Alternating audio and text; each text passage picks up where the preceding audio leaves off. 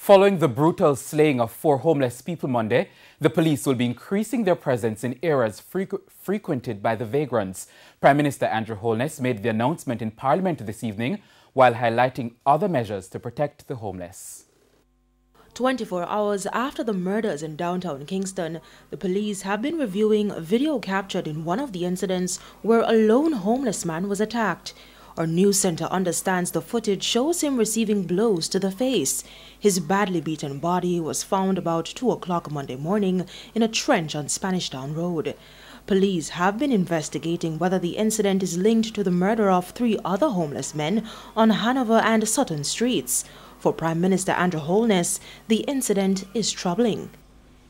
Like all Jamaicans, I was deeply distraught.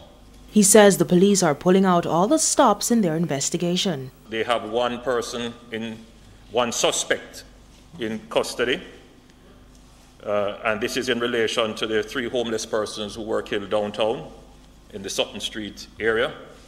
That person is a deportee, and I don't want to say too much on the investigations, but they do have a suspect with strong evidence in their custody.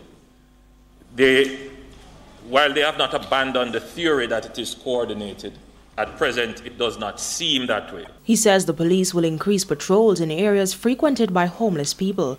Additionally, the facilities for the homeless will be expanded. You will recall, Madam Speaker, that during the pandemic, the government had developed some facilities downtown, drop-in facilities. We are now going to provide an additional 100 beds at the Mary Atkins shelter, and at the King Street location, by the end of February, work should commence on another 150 beds. Cody and Barrett, TVJ News.